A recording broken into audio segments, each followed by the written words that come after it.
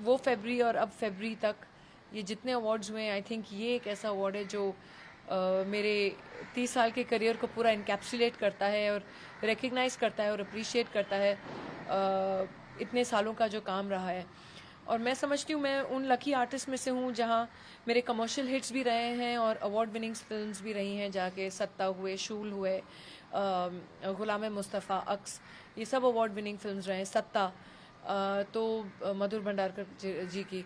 तो एक बस धन्यवाद ही करना चाहती हूँ हमारी ऑडियंसेस को कि उन्होंने मुझे हर किरदार में चाहा, हर किरदार में अपनाया, तो उसके लिए मैं बहुत बहुत आभारी रहूँगी। आई थिंक उस समय भी हिट फिल्में थी। अभी KGF 2 जो अभी हाल ही में रिलीज हुई, वो आई थिंक हिंदुस्तान की सबसे सेकंड बिगेस्ट फिल्म रही है हिस्ट्री इन इंडियन सिनेमा में। पहले बाहुबली रही, फिर KGF 2 सेकंड आती है। तो मोरा, KGF 2, जिद्दी, अंदाज अपना अपना, सब ऐसी फिल्में रही हैं जो बहुत ही इम्पैक्टफुल रही हैं कमर्शियली। एंड जैसे कि मैंने कहा, चाहे कमर्शियल सिनेमा हो या रियलिस्टिक सिनेमा हो, ऑडियंसेस ने ऑलवेज चाहा है और अपनाया है, उसके लिए मैं धन्यवाद करती हूँ। और बहुत ही एक सेटिस्फैक्शन होता है आर्टिस्ट को कि अगर मैं कॉमेडी भी कर सकती हूँ, तो अगर हिट गाने भी हैं तो कॉमेडी भी हैं, कमर्शियल पिक्चर्स भी हैं, ऑथर बैक रोल्स भी रहे हैं, सत्ता जैसे और दमन जैसे, चाहे वो नेशनल अवार्ड विनिंग दोनों फिल्म्स रही हैं, शूल और दमन। तो एक बहुत ही सेटिस्फैक्शन मिलता है कि कहीं ना कहीं एक अपना निकल पड़ती है। आई थिंक ये अवार्ड डेडिकेट तो ऑब्वियसली पहले तो पापा ही जहन में आते हैं। पिछले फरवरी वो ही पास्ट ओवर, तो जैसे कि मैंने कहा उसके बाद ऐसे लगता है कि वही सब उनकी ब्लेसिंग्स हैं सर पे, और उनकी वजह से जो भी पा रही हूँ आज पा रही हूँ।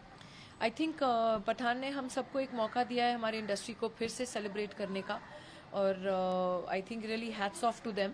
जैसे मैं ट्विटर पे उस दिन जोक डाला था कि हमारे करण अर्जुन आ गए। वो आने वाले थे, आ गए और दुरुस्त आए।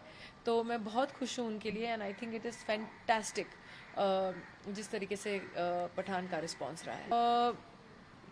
काफ़ी समय से मम्मी पापा को देखा था सोशल वर्क ऑलवेज करते हुए, तो उनके ही कदम फॉलो किए हैं हर वक्त। और जितना मेरी हैसियत है, मैं लोगों को बोलती हूँ जितना मैं कर सकती हूँ, मैं लोगों के लिए कर सकती हूँ, मैं करती हूँ।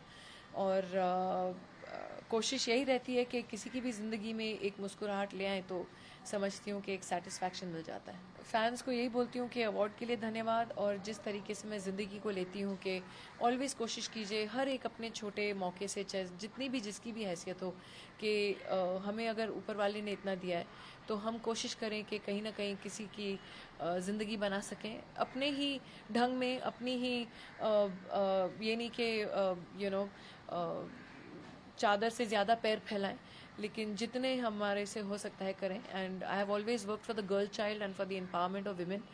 तो मैं सोचती हूँ कि वो एक कॉज है जो मेरे दिल के बहुत करीब है।